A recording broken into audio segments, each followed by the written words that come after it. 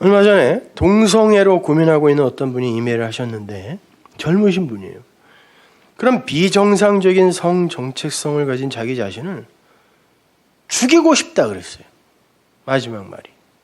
그런데요, 그분이 진리를 이해하기 시작하신 분이에요. 그래서 저에게 상담 메일을 한 거예요. 여러분께 한번 여쭤보겠습니다. 그럼에도 불구하고 그분은 그것으로 말미암아 정죄되어야 되는 겁니까? 다시, 그거 못 고치면 천국 못 가나요? 노력이라도 해봐야 된다 이런 말 하지 마시고 그거 못 고치면 천국 못 갑니까? 그러면 여러분은 여러분 자신 안에 이건 고쳐야 할 거다라고 생각하는 그것들 다 수리하고 천국 가실 겁니까? 자신 있으세요? 이렇게 물어볼게요. 살인이 중한 죄예요? 세상적 관점에서 제가 이야기하는 겁니다. 동성애가 중한 죄입니까? 살인이죠. 근데 성경이 뭐라고 그러냐면 형제를 사랑하지 않는 게 살인이다 그랬습니다. 사랑이 뭐냐면 하나님의 그 진리를 올바로 깨달아 내 형제에게 전해주면 그가 그걸로 살아날 거 아니야. 못 전해주면 죽는 거니까 그걸 살인이라고 하는데 여러분 그거 매일 하고 계세요? 아니면 여러분은 사람을 만날 때마다 그 사람을 죽이고 있는 겁니다. 살인으로 간주할게 로기조마이가 아니라 살인이다 그랬단 말입니다. 그럼 매일 살인하고 있는 자들이 그래 동성애 그거를 나에게는 그런 증상이 없다고 해서 저건 악한 거 죄라고 저기다가 세워놓고 그거에 향해 돌을 던지며 나는 저거는 아니야 라고 자기의 깨끗함을 주장해야 되겠냐고요. 그게 악당들인 거예요.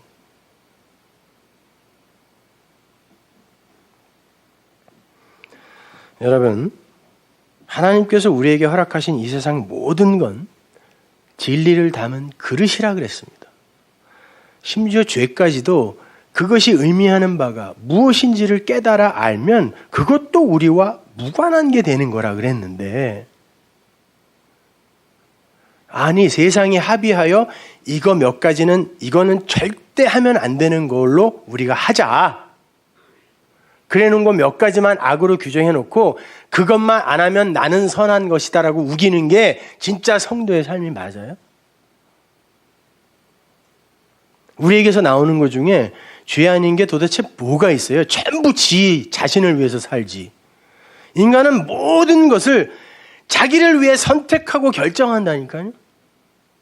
그리고 그걸 사랑한단 말입니다. 성경은 그걸 죄라 그랬어요. 근데 도대체 우리가 우리의 유익에 반하는 어떤 걸 선택하냐고요. 가기 싫은 시댁에 억지로 가서 밥하고 왔네요. 안 가면 시어머니한테 구박당하는 것보다 그게 나니까 간 거 아닙니까? 역시 그것도 자기를 위해 간 거예요. 인간은 자기에게 유익되지 않는 건 절대 선택하지 않습니다. 죽는 날까지.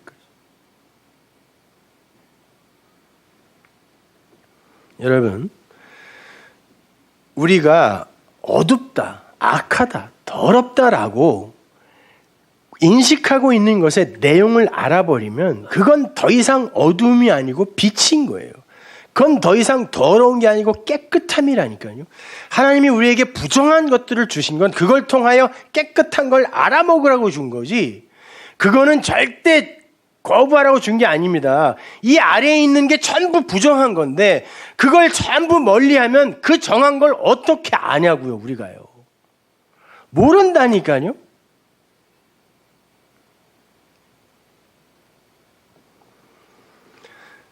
이 세상 피조물이 창조할 수 있는 게 뭐예요?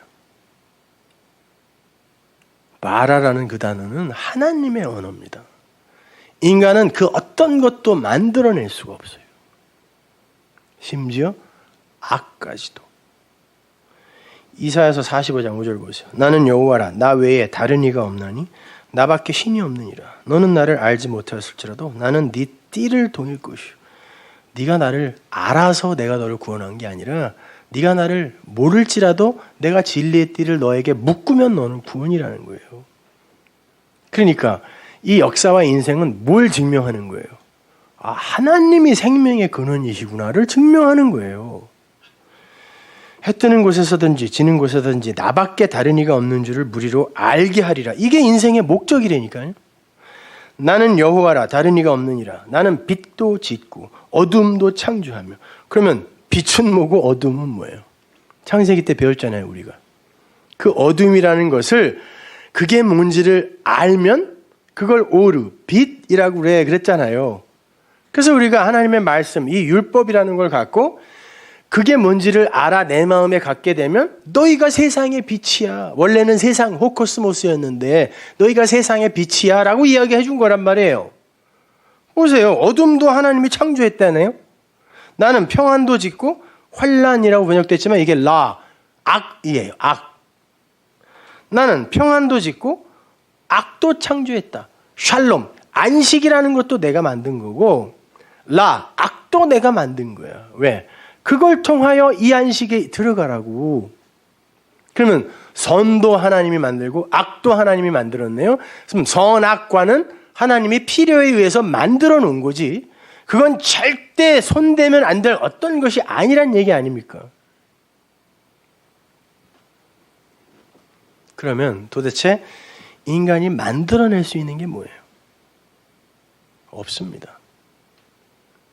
동성애라는 건 하나님이 절대 있으면 안 되는 걸 인간들이 스스로 창조해낸 겁니까? 하나님이 왜 그걸 이 땅에 모형으로, 뭘 설명하기 위해 모형으로 주셨을까요?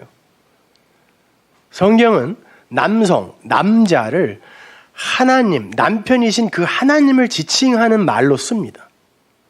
그리고 피조 세계를, 땅의 것들을 여자라 불러요. 그래서 우리를 신부라고 하고 계시록에서는 여자라고 합니다. 그래서 성경에 남편, 신랑, 신부가 나오는 거고 여자, 남자, 이샤가 나오는 거예요. 자칼, 네케바가 나오는 거죠.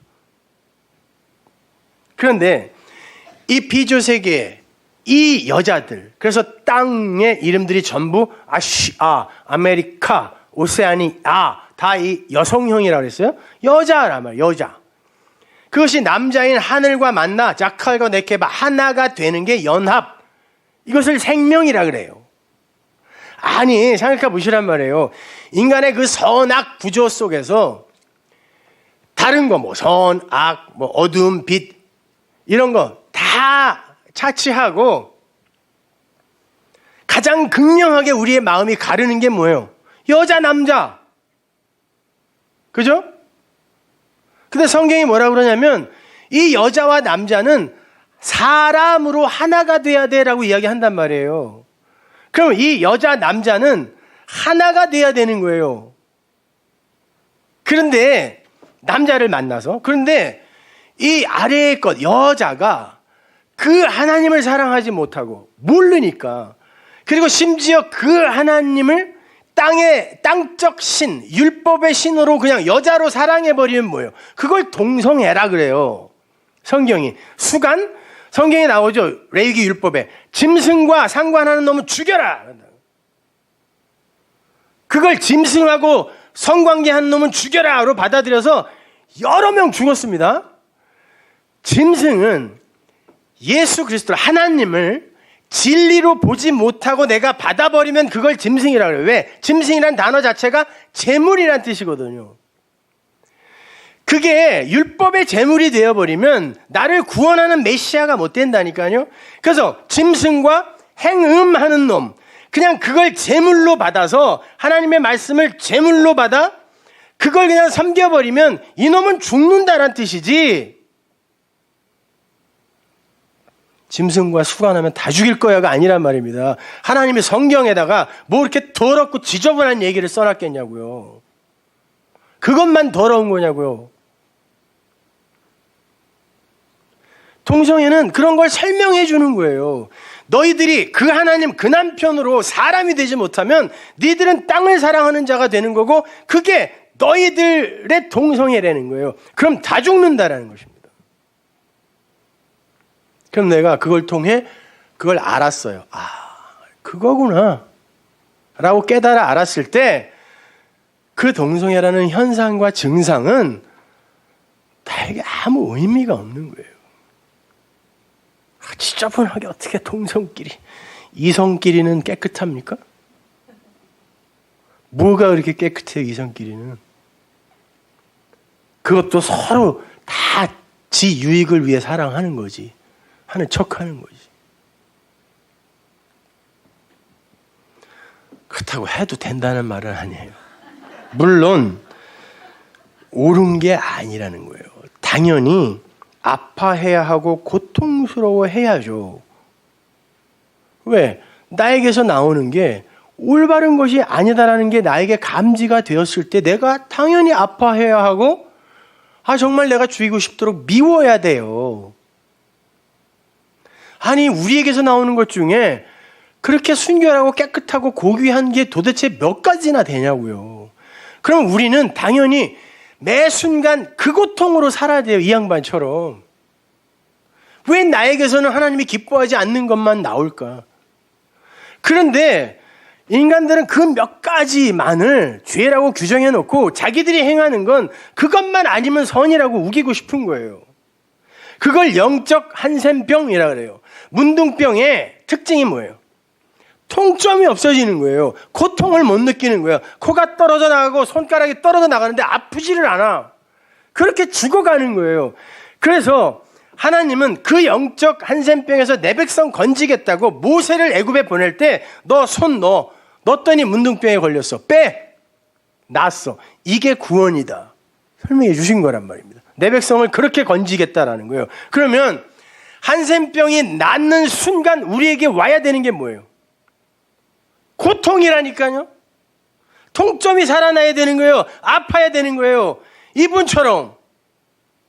근데 우리는 이 양반처럼 아파하지도 않고 그게 왜 잘못인지도 모르고 있어요. 근데 어떤 이는 자기의 모습을 보면서 그렇지 이건 하나님이 기뻐하시는 게 아니지 하고 아파하고 고통스러워 한단 말입니다. 근데 그럼에도 불구하고 목사님 말씀 들어보니까 그 하나님이 나를 사랑하신다고 하니 참으로 감사합니다. 이분이 성숙한 거예요? 우리가 성숙한 거예요?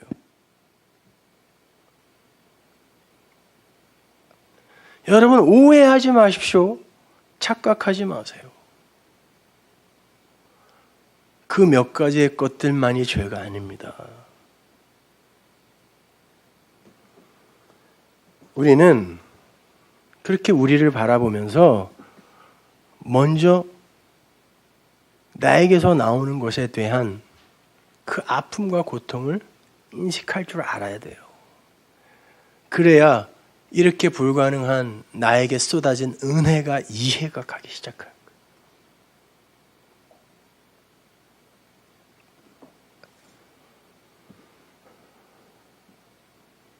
도대체 이 모든 것들이 다 그런 의도로 우리에게 주신 것이라면 무엇이 우리를 정죄하고 송사할 수 있단 말입니까?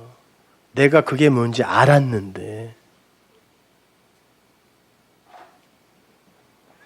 성도의 육이 십자가에서 죽었고 그리스도 안에서 부활했다는 말은 성경에 괜히 쓰여 있는 게 아니에요.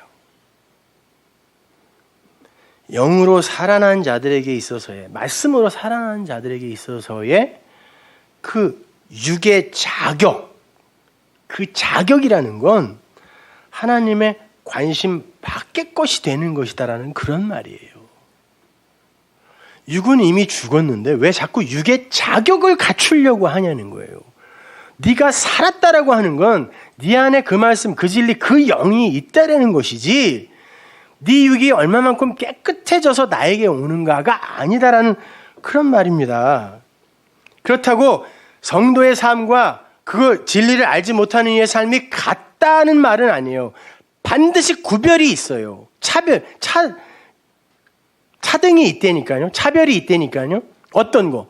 그들에게는 그 누림이라는 삶이 있어요. 그 율법에 묶여있던 그 삶 속에서 해방되고 자유를 얻은 그 삶이 있단 말입니다. 그게 다름이어야지 다른 종교인들도 얼마든지 흉내낼 수 있고 그들도 추구하고 있는 그 삶을 성취해내는 게 성도의 목적지가 아니라니까요.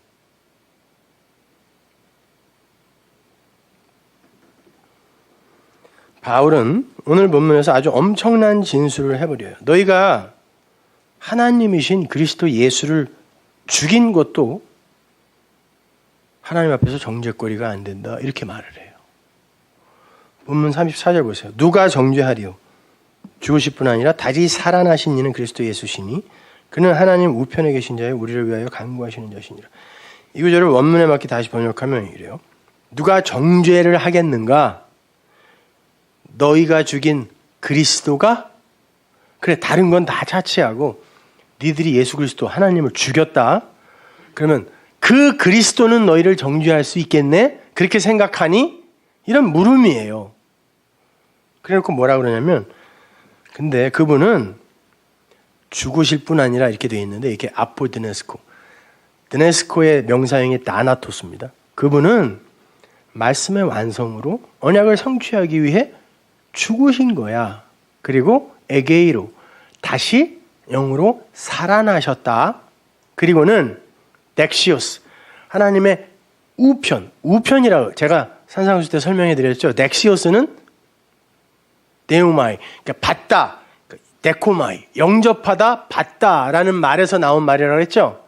그러니까 하나님에 의해 영접되어진 자, 받아진 자, 그리고 그 주님을 영접한 자, 그 하나님을 받은 자, 그걸 오른편이라 그래요. 그러니까 하나님에게는 왼편이 없어요. 하나님의 편은 다 오른편이에요. 그래서 오른편에 금을 던져. 그럼 거기서 그 오른편의 것들이 잡힐 거야. 이런 말을 하신 거거든요. 그러니까 오른편이 하는 거는 왼편, 저쪽에 있는 애들은 몰라. 그게 오른손이 하는 걸 왼손이 모르게 하라고. 그러니까 오른편은 덱시오스, 우리를 이야기하는 거예요. 그래서 우리를 오른편에 있는 양이라고 하고 그 반대편에 있는 걸 오른편이라는 거, right side, 이게 우리가 갖고 있는 단어의 정의니까 그냥 왼편의 염소라고 하는 거예요. 그분이 죽으실 뿐 아니라 나나토스로 죽어서 에게이로 살아나셔서 그리스도의 영으로 오른편 어디예요? 우리 안에 와 있잖아요. 그분은. 그리스도의 영은 우리 안에 있다면서요. 로마서 서두에서 배웠잖아요. 8장 서두에서. 우리 안에 있다며요. 오른편에 있으면서 간구한다 그래요. 뭘 간구할까요? 이 아들들도 맏아들인 나처럼 되게. 이게 8장의 맥락이잖아요. 그걸 간구하고 있는데 그러면 그 너희들이 지금 부끄러워하고 힘들어하고 고통스러워하는 그것으로 예수님이 육으로 죽은 것처럼 죽으면 되잖아. 근데 왜 그걸 그렇게 고통스러워하고 아파하고 너희를 자꾸 정죄하는 걸로 써 그거를? 왜? 죽기 싫으니까. 그런 말이에요. 그걸로 죽으면 되는데 아니 하나님의 아들도 그렇게 육으로 죽고 영으로 살아서 하나님의 기뻐하시는 오른편에 앉았는데 너희들이 뭔데 그 육을 개발하여 하나님께 가려고 하느냐 이런 말이에요. 그걸 하나님이 받겠냐는 말입니다. 자, 그리스도 예수 하나님의 죽음이라는 건 하나님인 남편과 신부인 교회가 하나가 되어서 연합된 존재, 하늘의 존재가 되기 위해서는 인간 측에서 그 하나님을 알아갈 방법이 없으니까 하나님이 자기를 계시해야 된단 말이에요. 어디에다가? 피조 세계에다가. 그러면 그걸 신의 죽음이라고 한단 말입니다.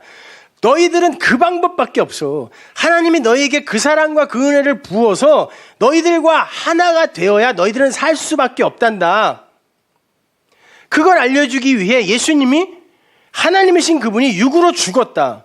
그걸 알면 너희의 육도 죽는 거 아니야. 왜? 우리의 육의 가능성, 우리의 육의 능력으로 그거를 하는 게 아니구나라고 아는 거니까.